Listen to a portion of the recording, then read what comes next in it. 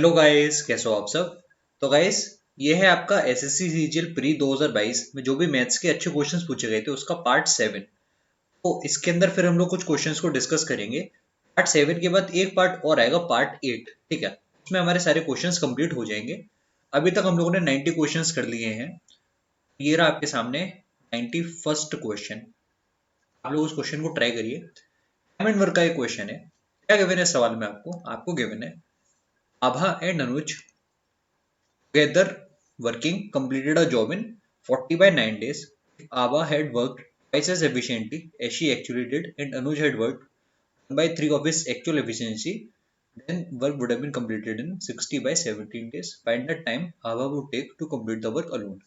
तो बहुत ही सिंपल ये क्वेश्चन है यार। देखो, सबसे पहले इसको मैं एक्स मानता हूँ, ये मैं वाई, इनकी एफिशिएंसी है। ठीक है, पहले काम क्या हो रहा था? तो आपने बोला x plus y multiplied with 40/9, इतना टाइम लग रहा था। एफिशिएंसी इनटू टाइम, ये आपका हो गया टोटल वर्क। सेकंड केस में क्या हो रहा है कि जो एफिशिएंसी एक्स थी वो डबल हो गई, यानी कि 2x। और जो अनुज की एफिशिएंसी वो 1/3 हो गई, यानी कि y/3। ठीक है, टाइम कितना लगा? अब टाइम लगा है 60/17 डेज। सबसे पहली चीज आप ये करो कि इसको इससे काट दो, यहाँ पर 2 रह जाएगा, यहाँ पर 3 रह जाएगा। ठीक है, अब देख लो क्रॉस मल्टीप्लाई करके क्या आ रहा है हमारे पास।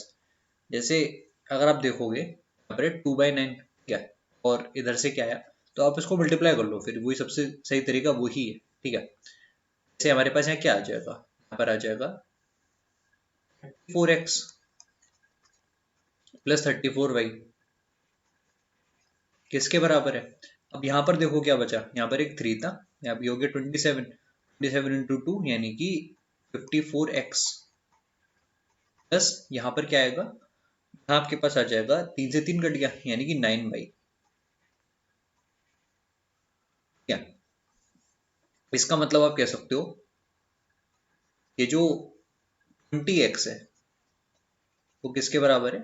20x है आपका 25y के बराबर। क्या इसका मतलब x अगर आपका है 5 तो y है 4। तो आपको एफिशिएंसी का रेशियो पता चल गया। क्या मुझे क्या बताना है, आभा अकेले इस काम को कितने में करेगी। तो इसका मतलब ये होगा कि पहले हम टोटल वर्क निकालेंगे। टोटल वर्क कितना होगा, x प्लस वाई इंटू 40/9, यानी कि यहाँ पर कितना होगा, ये x प्लस वाई कितना होगा 9, तो 9 इंटू 40/9, ये तो हुआ टोटल वर्क। अब इसको कौन कर रहा है? आभा अकेले कर रही है काम को। या और उसकी एफिशिएंसी क्या ली थी मैंने, x, यानी कि डिवाइडेड बाय 5। ये होगा आपका करेक्ट आंसर। अब देख लो, इससे ये कट गया, 40/5 इज 8। और भी कई मेथड इस क्वेश्चन को करने के, पर ऐसे मुझे समझना ज्यादा आसान लगता है। ठीक है, अगला सवाल आपके सामने ये रहा, बहुत ही सरल क्वेश्चन है। 15 को आपको डालना है x माइनस एक्स प्लस 1। ठीक है, x प्लस 1, एक्स आपका 14 है, तो होगा क्या देखो, और आपने इसको डाल दिया तो ये x plus 1 into x cube हुआ, यहाँ पर माइनस साइन था। ठीक है, फिर है प्लस का x plus 1 into x square, फिर है माइनस का एक्स प्लस 1 इंटू एक्स, और फिर इधर का प्लस 40। अब आप देखोगे क्या हो रहा है, एक्स पावर 4 जो होगा वो इस वाली टर्म से कैंसिल होगा, यहाँ पर जो आपके पास बना माइनस एक्स क्यूब वो इससे कैंसिल होगा, यहाँ पर जो बना प्लस एक्स स्क्वायर वो इससे कैंसिल होगा। ठीक है, अल्टीमेटली यहाँ पर आपके पास जो माइनस एक्स बनना था ना वो रह जाएगा, यहाँ पर है प्लस का 40, यानी कि -14 प्लस 40, ये है आपका 26। और ये सब चीज आप चाहो तो माइंड में भी कर सकते हो। ठीक है, आप ऐसे भी याद रख सकते हो कि ऑलमोस्ट 90% केस में जब ऐसे क्वेश्चन होते हैं तो बड़ी पावर्स जो भी होती है वो सब कैंसिल हो रही होती हैं।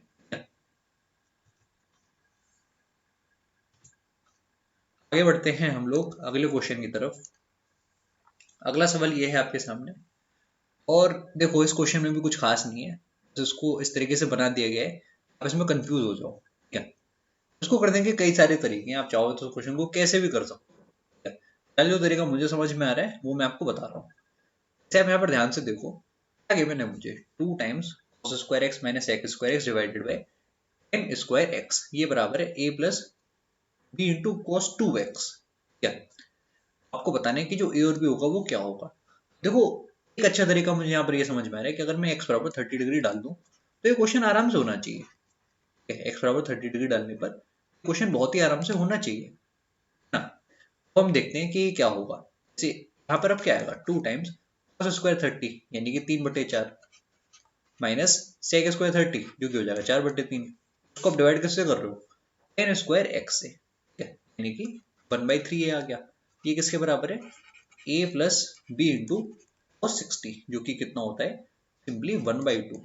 ठीक है, अब आप इसको सिंप्लीफाई करके देखो क्या यहाँ पर आया, 2 टाइम्स ये हुआ 9 माइनस 16 यानी कि -7, ठीक है, डिवाइडेड में यहाँ पर क्या था 12 और यहाँ पर था 3, तो यहाँ पर रहेगा केवल 4, राइट। ये किसके बराबर है, a प्लस b/2 के, तो ये चीज कितनी हो गई, -7/2। अब आप देखो कि -7/2 कब आ सकता है, इन सभी ऑप्शन में आप उठा के देख लो, केवल ये तभी आ सकता है जब आप इन दो वैल्यूज को लोगे फॉर दिस इक्वेशन, ठीक है, क्योंकि आप देखो ध्यान से यहाँ पर मेरे पास -3 -1/2 ये होता है -7/2, है ना, तो वहां से आप इसको रिलेट कर सकते हो। आप किसी और को डाल के देख लोगे तो आपके पास -7/2 नहीं आएगा क्या, तो ऐसे आप इस क्वेश्चन को बहुत आराम से कर सकते थे। देखो ये कुछ एक्सपेरिमेंट वाले क्वेश्चन है, इसमें यहाँ पर एक्सपेरिमेंट कराया गया है केवल आपको कंफ्यूज करने के लिए, वरना इस क्वेश्चन में कुछ नहीं है। क्या गिवन है इसमें आपको, the average of s numbers is r power 4, the average of r number is s power 4, then what is the average of r plus s number. तो यहाँ पर वेटेड एवरेज आपको यूज करना है। जैसे आप देखो s नंबर्स का एवरेज इतना है तो मैं समेशन क्या लिखूंगा, आपने बोला s इंटू आर पावर 4, ठीक है, r नंबर्स का समय r नंबर्स का एवरेज इतना है तो समेशन क्या होगा r इंटू एस पावर 4, ये तो वो टोटल समेशन, इससे डिवाइड करोगे जितने नंबर्स हैं r प्लस s। अब आपको यहाँ पर क्या करना है, इसमें से एक फैक्टर कॉमन ले सकते हो। कैसे कॉमन लोगे, जैसे आप ध्यान से देखो यहाँ पर अगर आप एस आर कॉमन ले लो तो अंदर क्या बचा, r³ प्लस s³, यहाँ पर क्या था r प्लस s। अब आप इसको ब्रेक कर लो, इसके फॉर्मूले में क्या होता है r plus s into r square plus s square minus r s, वो इससे कट जाएगा r प्लस s से, ठीक है, क्या बच जाएगा, तो एस आर जो आपका यहाँ पर था और अंदर क्या बच गया r square plus s square minus R S. ये चीज ऑप्शन में आपको गिवन है, ठीक है, तो केवल इस क्वेश्चन के अंदर आपको कंफ्यूज करा गया है। देखने में आपको लग रहा होगा कि एवरेज का क्वेश्चन है, पर एक्चुअल में ये क्वेश्चन आपका एलजेब्रा का है, ठीक है। अगर आप इसमें एलजेब्रा की आइडेंटिटी लगाओगे तो आपको तुरंत ही क्वेश्चन सॉल्व होगा। इस क्वेश्चन को समझते हैं, ये ज्योमेट्री का काफी अच्छा क्वेश्चन है जो एग्जाम के अंदर पूछा गया है, मुझे ये क्वेश्चन काफी ठीक लगा। क्या गिवन है इस क्वेश्चन में आपको, एबीसी एक आइसोसेलेस ट्रायंगल है जिसमें बीसी बराबर 8 है, क्या ए बी बराबर ए सी बराबर 5 है, तो ये आपके पास 5 है, ये आपके पास 5 है।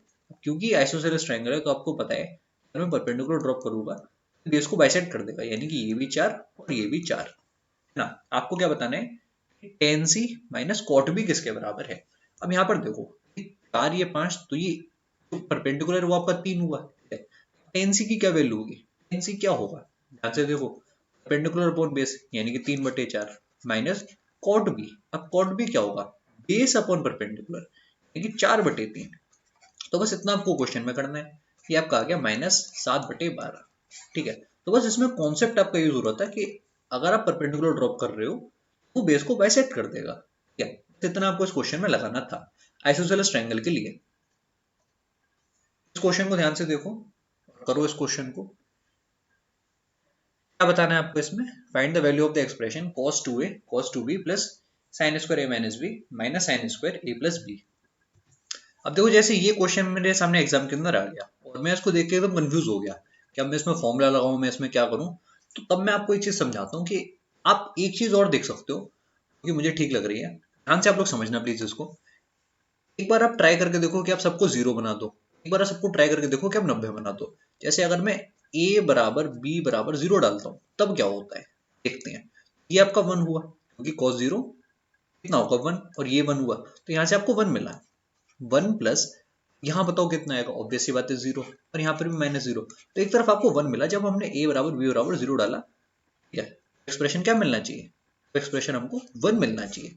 अब आप मुझे बताओ कि क्या साइन 0 1 होता है, नहीं, ठीक है, फिर से साइन 0 वो भी 1 नहीं होता, ठीक है, यहाँ पर आपके पास cos 0 बिल्कुल 1 है और यहाँ पर आपके पास cos 0 वो भी 1 है, ठीक है, तो इसका मतलब दो ऑप्शन आपने तुरंत एलिमिनेट कर दिए विद इन 10 सेकेंड्स, केवल 10 सेकंड के अंदर आपने दो ऑप्शन एलिमिनेट कर दिए हैं, ठीक है।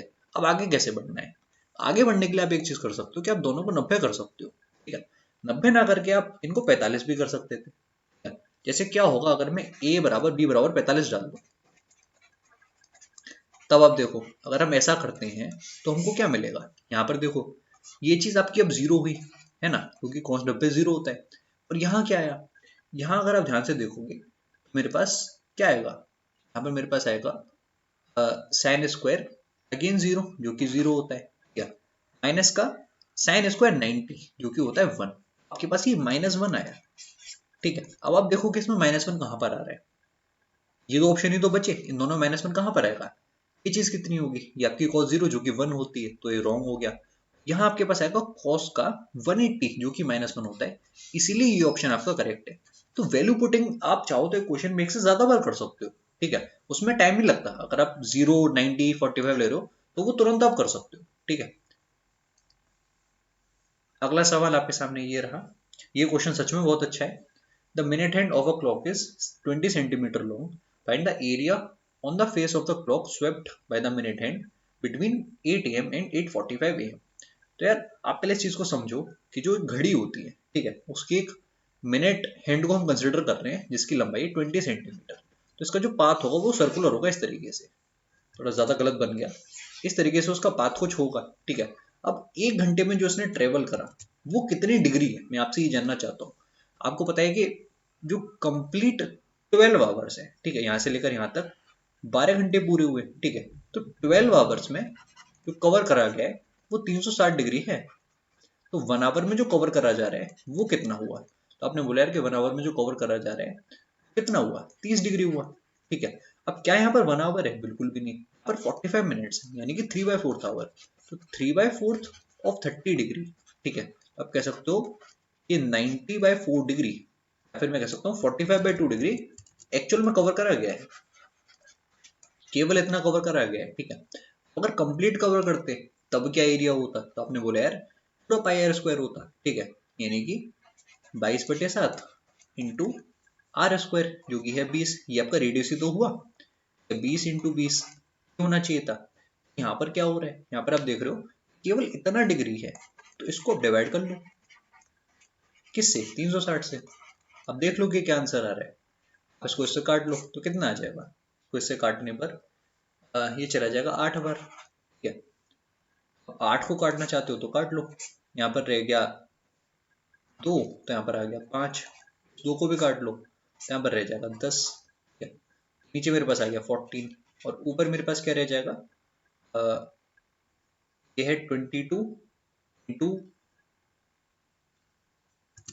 अच्छा मैं एक बार इसको क्रॉस चेक कर लेता हूँ कहीं कोई गड़बड़ तो नहीं हो गई। यहाँ पर था मेरे पास, जस्ट अ सेकेंड,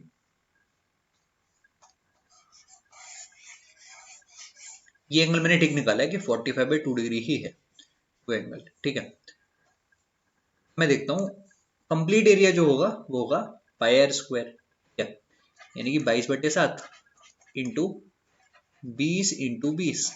ठीक है, अब ये जो एंगल है वो इसका कितना हिस्सा है, 45 डिग्री अगर होता तो वो होता 1/8 पार्ट। ठीक है, पर क्योंकि यहाँ पर इसका आता है तो मैं कह सकता हूँ 1/16 पार्ट है। इसको सिंप्लीफाई करना है, हमने देखा कि 4 बार गया और ये 5 बार गया, फिर हमने इसको उससे काटा तो ये कितनी बार चला गया, ये आपका 5 बार चला गया। ठीक है, तो 22 × 25, ये हम डिवाइड कर रहे हैं 7 से। अच्छा सॉरी, मैंने उसको आवर हैंड समझ लिया, यहाँ पर आपके पास मिनट हैंड गिवन है ना, वही मैं सोचूं कि पता नहीं आंसर क्यों नहीं आ रहा।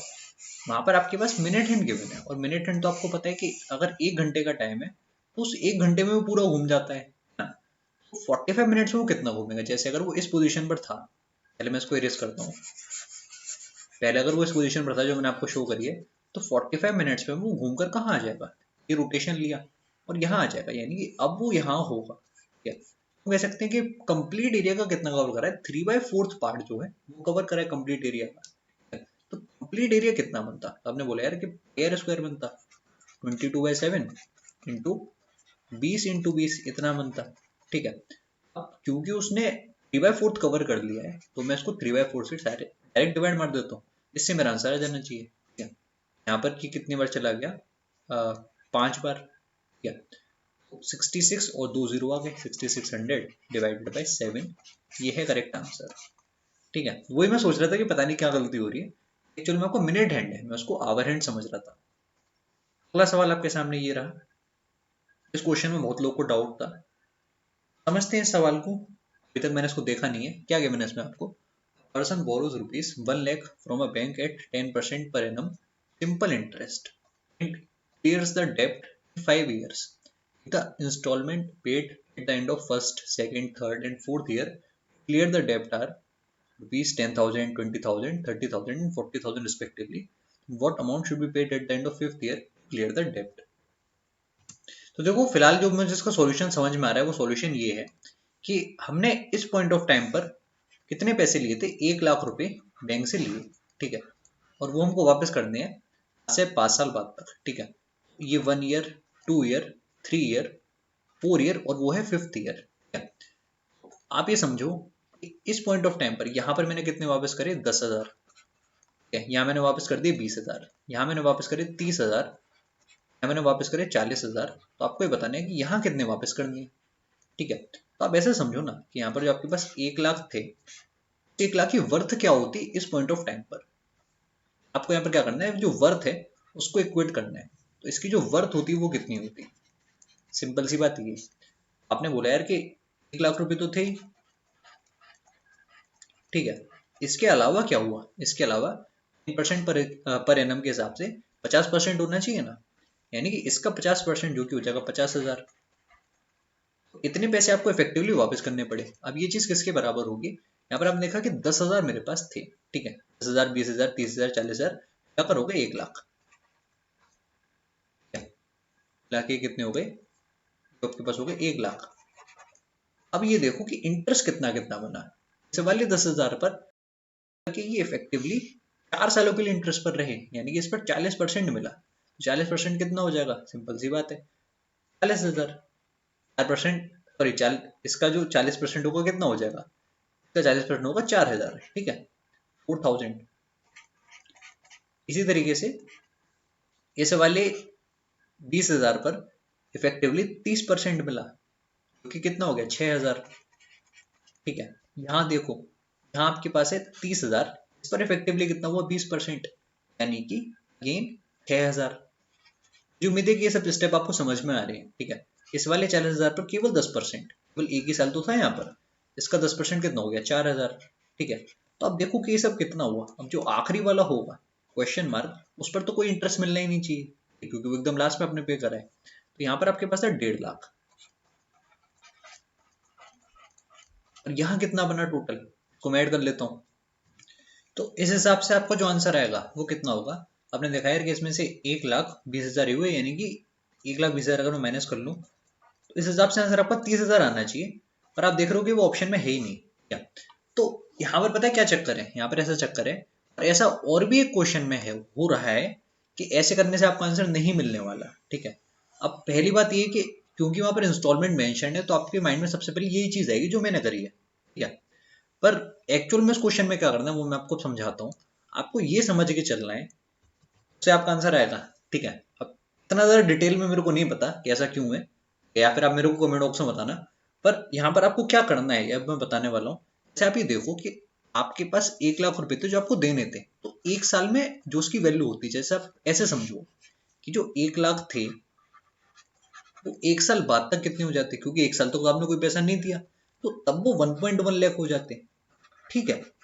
अब इसमें से आपने 10,000 दे दिए ना, इसका मतलब ये हुआ कि अब जो पैसे रह गए देने को वो कितने हो गए, 1.1 लाख माइनस 10,000, यानी कि अब वो रह गए केवल 1 लाख फिर से, ठीक है।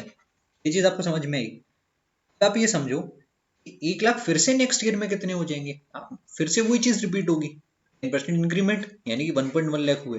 पर नेक्स्ट जो इंस्टॉलमेंट है वो आपकी 20,000 की थी, उसमें से अब 20,000 आप माइनस करोगे, ठीक है। तो अब ये कितना हो गया, केवल 90,000, ठीक है। 90,000 फिर से 10% का इंक्रीमेंट होकर हो गए 99,000, है ना। इसमें से अब जो माइनस होगा वो क्या था, आपने बोला वो 30,000 की इंस्टॉलमेंट है, तो आपके पास अब आ जाएगा 69,000, ठीक है।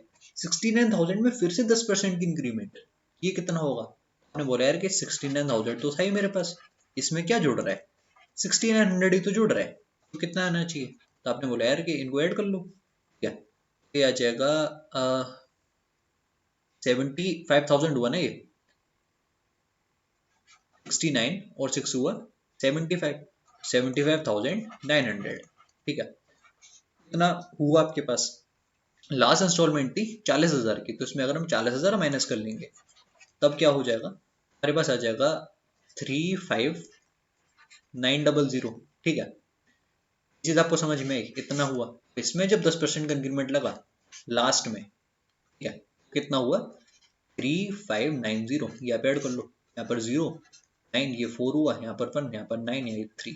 तो ये वो पैसा है जो आपको लास्ट में देना है। ठीक है, तो ये कॉन्सेप्ट यहाँ पर इस क्वेश्चन में लग रहा है, और ऐसे लगा करिए, अब आप फ्यूचर में जब भी ऐसा क्वेश्चन आएगा आंसर को लाओगे। ठीक है, आगे बढ़ता हूं मैं अगले क्वेश्चन की तरफ। इस क्वेश्चन को समझो, ये क्वेश्चन सच में बहुत अच्छा है, कि मैंने आपको पहले भी करवा रखा है। जो लोग टारगेट ग्रुप में है उनको पता होगा कि ये क्वेश्चन कैसे करना है। Microwave oven is sold in Hyderabad for rupees M. A retailer Ilahi from Hyderabad went to Madras and bought it for 25% less as compared to the price in Hyderabad. He spends 1,000 rupees on transport to bring it from Madras to Hyderabad. He sold in Hyderabad for rupees M, making a profit of 10%. Find the value of M. तो ध्यान से समझना आप लोग इस question को। एक microwave oven है जो कि हैदराबाद में कितने का बेचा गया है, ₹10 का। ठीक है, अब एक रिटेलर है क्योंकि इसका नाम इलाही है, he went to Hyderabad, bought it for 25% less, यानी कि हाँ जो उसने कीमत में खरीदा वो कीमत क्या थी, वो कीमत आपने बोला कि 3/4 थी इस वैल्यू का, एम का, है ना। अब उसने कितने पैसे खर्च करे, उसने पैसे खर्च करे 1,000 रुपये और ट्रांसपोर्ट में, यानी कि इफेक्टिव कॉस्ट जो थी वो +1,000, 3/4 एम +1,000 इतनी हो गई। ठीक है, अब यहाँ पर आके उसने उसको कितने का बेच दिया, ₹10 का, और उसमें उसका 10% का फायदा हुआ, यानी कि ये अब आपका है सेलिंग प्राइस। क्या, और ये है आपका इफेक्टिव कॉस्ट प्राइस। इस पर जो फायदा है वो 10% है। यहाँ से आपको सॉल्व करना है, केवल सॉल्व कर लो। तो 3/4 M प्लस 1,000 जो है डिवाइडेड बाई एम है, वो किसके बराबर है, सीपी अगर आपका है 10 तो एसपी होगा कितना, 11। ये चीज अब आपको सिंप्लीफाई करनी पड़ेगी, सिंप्लीफाई कर लो, इसमें कोई बड़ी बात नहीं है। यहाँ कितना आएगा आपके पास, 3M इंटू 11 यानी कि 33M, प्लस ये था 4,000 तो ये बन जाएगा इंटू 11 यानी कि 44,000। ये किसके बराबर है, ये है आपका 40M के बराबर। तो जो 7M है उसकी वैल्यू आ गई 44,000। तो एम बराबर कितना हुआ, डायरेक्ट सॉल्व करके देख सकते हो कि जो 44/7 है, जो आप लोग एक्स्ट्रा खुद से लगा लेना, 44/7 को आप लोग सॉल्व कर सकते हो, 6.2 समथिंग आएगा, वहां से आपका करेक्ट हो जाएगा। ये है आपका करेक्ट आंसर, 44,000 डिवाइडेड बाई 7। ठीक है, ये क्वेश्चन सच में अच्छा है, इसमें कॉन्सेप्चुअल काफी सारी चीजें यूज हो रही हैं, और ऐसे क्वेश्चन ही हैं जो एग्जाम के अंदर आपके छूट सकते हैं। ठीक है, जिसने तैयारी करी है वो इस क्वेश्चन को कर लेगा आराम से, इसमें इतना कुछ खास नहीं है, पर हाँ एग्जाम के अंदर इसको करना काफी बड़ी बात है। ठीक है, और ये प्रॉपर मेंस लेवल का क्वेश्चन है मेरे हिसाब से, और इतनी कैलकुलेशन बनती भी है कि ये वैल्यूज इतनी पास पास हो, ये वाली और ये वाली। ठीक है, अगला सवाल आपके सामने ये रहा, इसमें तो कुछ खास है नहीं सवाल में, फिर भी बता देते हैं। ट्रायंगल एबीसी हमारे पास है इस तरीके से, इस ट्रायंगल में डी और ई पॉइंट है ए बी पर और ए सी पर, इस तरीके से कि डी पैरेलल है बीसी के, डी की वैल्यू है x+3, डीबी की वैल्यू है 2x-3, ई की वैल्यू है x+1 और ईसी की वैल्यू है 2x-2। आपको x की वैल्यू बतानी है, वही बात है कि डिवाइड कर लो इनको, x+3 डिवाइडेड बाई 2x-3, ये बराबर होगा x+1 डिवाइडेड बाई 2x-2 के। अब यहाँ से दो तरीके हैं, या तो क्रॉस मल्टीप्लाई करो, 2x² दोनों तरफ आएगा उसको काट देना, सिंपल सी इक्वेशन बचेगी, या फिर चाहो तो यहाँ से वैल्यू डाल सकते हो, क्रॉस मल्टीप्लाई करके मैं आपको दिखा देता हूँ। 2x² तो दोनों तरफ कैंसिल होगा ही होगा, उसके अलावा क्या बना, उसके अलावा आपके पास बन गया -2x बराबर है +6x, यानी कि 4x - 6, ये बराबर है -3x है +2x यानी कि -x, ये है -3। जो आपके पास यहाँ से 5x आया, कितना हुआ, 3 हुआ। ठीक है, यानी कि जो x है वो कितना आ जाएगा, 3/5। अगला सवाल आपके सामने ये रहा, केवल फॉर्मूला आपको पता होना चाहिए था। क्या फॉर्मूला होता है, फॉर्मूला आपका होता है I into capital R square plus small R square plus R into R multiplied with H. ठीक है, ये तो फॉर्मूला होता है। अब इसको फुट फॉर्मूले को यहाँ पर आप लोग पुट कर दो, आंसर आएगा। आप लोग ऐसे समझो, यहाँ पर एक पाई बाई थ्री भी तो है, पाई बाई थ्री ये फॉर्मूला होता है ना। अब इसको देखो क्या क्या वैल्यूज यहाँ पर गिवन है आपको, pi by three, r square, यहाँ पर एक आ रहा है आपका 5, एक है 3, यानी कि 25 और 9, 5 इंटू 3 हुआ 15, मल्टीप्लाइड विथ हाइट थी 7। ठीक है, की जगह आप लोग रखोगे 22/7, 7 से आपका ये 7 कट गया, अच्छी बात है। तो आपके पास 22/3 मल्टीप्लाइड विथ एड करने पर हुआ 49। ठीक है, और इससे आपका करेक्ट आंसर आ जाएगा। अगला सवाल आपके सामने ये रहा। अब इस क्वेश्चन में भी कुछ खास बात नहीं है। देखो इसको करना कैसे मैं आपको समझा देता हूँ। आप ये समझो कि अगर मैं इसको मल्टीप्लाई कर लूँ तो मुझे क्या मिलेगा, एक्स स्क्वायर प्लस 8 स्क्वायर ये बराबर है -8x के, है ना। यानी कि आप कह सकते हो कि जो एक्स स्क्वायर प्लस 8 स्क्वायर है प्लस, सॉरी ये प्लस 8x है इधर, ठीक है, -8x जो आएगा -8x, ये किसके बराबर होगा, आपका 1 के बराबर होगा। अब आप ध्यान करो कि ये फॉर्म कौन सी है। तो आपको दिख रहा है यार कि ये फॉर्म मेरे पास है A square plus B square minus A B वाली, ठीक है, ये आपका इधर जीरो है, ये जीरो के बराबर है। ठीक है, अगर मैं इधर मल्टीप्लाई कर लूँ ए प्लस बी से, यहाँ भी मल्टीप्लाई अगर मैं कर लूँ ए प्लस बी से, तो क्या बनेगा। आपने बोला यार कि इधर तो मेरे पास बन गया ए क्यूब प्लस बी क्यूब, ठीक है, और ये इधर बन गया जीरो। इसका मतलब आप ये कह सकते हो कि जो एक्स क्यूब है और प्लस का 8 क्यूब है ये जीरो है, इसका समेशन, तो एक्स क्यूब बराबर हो गया माइनस का 512। ऐसे ही क्वेश्चन आपका तुरंत सॉल्व हो सकता है। ठीक है, कुछ इसमें खास नहीं है। अगला सवाल, और इस तरह का एक क्वेश्चन और भी आया था जिसमें यहाँ पर 13 था, तो उस क्वेश्चन को भी आप ऐसे कर सकते थे। मैंने दोनों क्वेश्चन को नहीं रखा है, उनमें से केवल एक ही क्वेश्चन को यहाँ पर रखा हुआ है। A coconut tree swings with the wind in such a manner that the angle covered by its trunk is 18 degrees. If the topmost portion of the tree covers a distance of 44 meter, find the length of the tree. तो ये question such में बहुत अच्छा है, और इस question को आप लोग कैसे करोगे, देखो ध्यान से आप लोग समझना।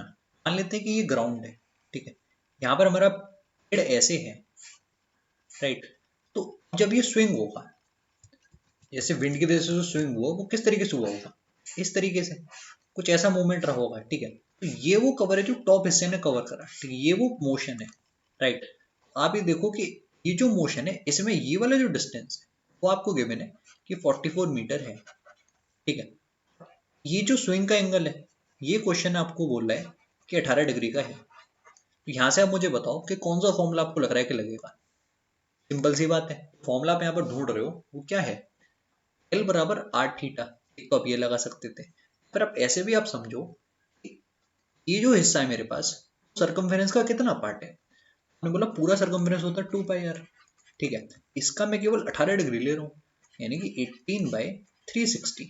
ये जो लेंथ है ये 44 होनी चाहिए। इसको सिंप्लीफाई करो, यहाँ पर आ जाएगा 20। ठीक है, तो 2 × 22/7 इंटू यहाँ पर है आर, इसके बराबर है 44 इंटू 20 के बराबर है। ठीक है, इससे इसको काट दो, ये भी कट जाएगा, तो आर बराबर आ गया 140।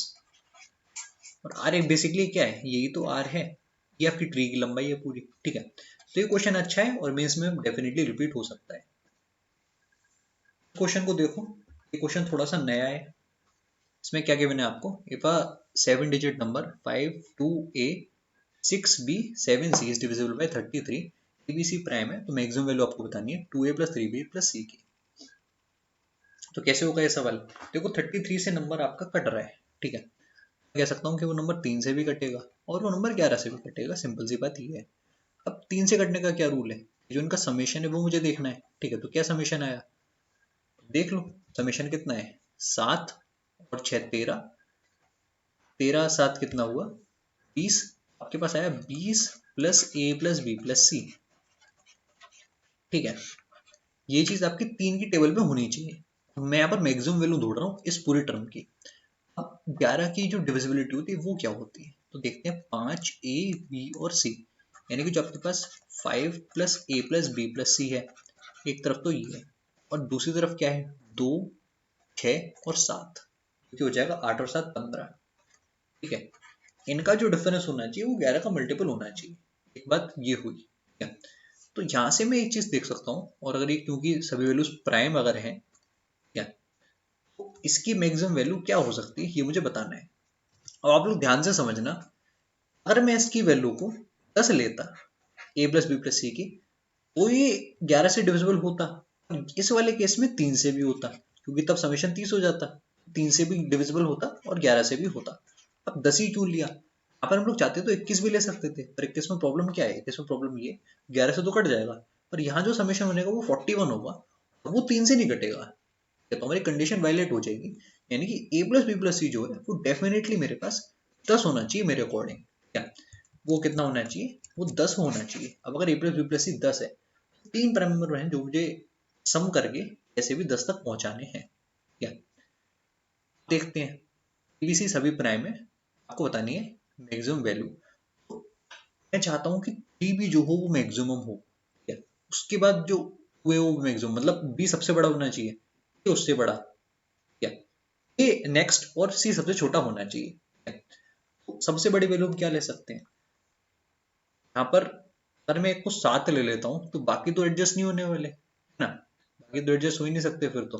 जैसे अगर मैंने एक को 7 ले लिया बी को, बाकी तो आप एडजस्ट कर ही नहीं सकते। इनफैक्ट अगर आपके पास तीन प्राइम नंबर का समेशन इवन वैल्यू आ रही है तो तभी पॉसिबल है उनमें सबसे छोटा प्राइम नंबर या फिर कोई एक प्राइम नंबर 2 हो। तो सी बराबर 2 यहाँ से कंफर्म हो गया। अब ए प्लस भी आपके पास कितना बचा, 8 बच गया। ठीक है, तो आप कैसे सेट करोगे, 5 और 3 लेकर, तो बी को आपने ले लिया 5, ए को आपने ले लिया 3। अब देख लो क्या आंसर आ रहा है, 2a यानी कि 6, 3b यानी कि 15, और जो सी है वो 2 है, ऐड करने पर आ गया 23। तो ये क्वेश्चन बहुत अच्छा है अपने आप में, और नंबर सिस्टम का मेरे हिसाब से ये बेस्ट क्वेश्चन है पूरे एसएससी सीजीएल 2022 प्री का। इस क्वेश्चन को देखो, some students went on a field trip at a speed of 6 km per hour. They traveled by bikes for 2 hours. Then at a speed of 2 km per hour, they walked for another hour. Then they took rest for an hour and had lunch for half an hour. Then at a speed of 1 meter per second, they walked for an hour to visit the garden. And finally at a speed of 4 km per hour, they returned home in 3 hours. ये speed आपको बतानी, तो कुल मिला के बस आपको confuse कराया गया है ताकि आपका समय इसमें वेस्ट हो, क्वेश्चन में कुछ नहीं है। एवरेज स्पीड क्या होती है, total distance upon total time. जैसे आपने देखा पहले 6 की स्पीड से 2 घंटे तक उन्होंने चलाया बाइक, या कुछ भी हो रहा हो, यानी कि 12 किलोमीटर कवर हुआ। इसके बाद देखो, उसके बाद 2 की स्पीड से 1 घंटे तक यानी कि 2 किलोमीटर कवर हुआ। उसके बाद रेस्ट लिया 1 घंटा, उससे कोई मतलब नहीं, लंच किया, हमें कोई मतलब नहीं। फिर स्पीड थी 1 मीटर पर सेकेंड की, और उन्होंने कितनी देर तक ट्रेवल करा, फॉर एन आवर। देखो 1 मीटर पर सेकेंड और आवर, तो 1 मीटर पर सेकेंड को पहले चेंज करोगे, किस में चेंज करोगे, किलोमीटर पर आवर में। कितना हो जाएगा, 1 इंटू 18/5 हम लेंगे यहाँ पर, है ना, यानी कि जो डिस्टेंस कवर हुआ वो कितना हुआ, 18/5 किलोमीटर, 1 घंटे ट्रेवल करा, 18/5। और उसके बाद 4 किलोमीटर की स्पीड से 3 घंटे में वापस आ गए वो लोग, यानी कि +12। ओके, तो ये हुआ टोटल डिस्टेंस। इसको आप डिवाइड कर रहे हो टोटल टाइम से, कितना टाइम लगा, 2 घंटे यहाँ पर, उसके बाद 1 घंटा यहाँ, फिर 1 घंटे का रेस्ट, उसके बाद आधे घंटे का लंच, उसके बाद क्या था, हाँ, एक मीटर पर सेकंड की स्पीड से 1 घंटा चले वो, और लास्ट में 3 घंटे। इसको सिंप्लीफाई कर लो, ये मेरे हिसाब से आंसर है। इतना आंसर यहाँ पर आ रहा है 24 2 26, 26 और 3.6, 29.6। डिवाइड कैसे कर रहे हैं हम लोग, यहाँ पर है 4 4 8, 8.5, इससे डिवाइड कर रहे हैं। मैं एक बार इसको क्रॉस चेक कर लेता हूँ।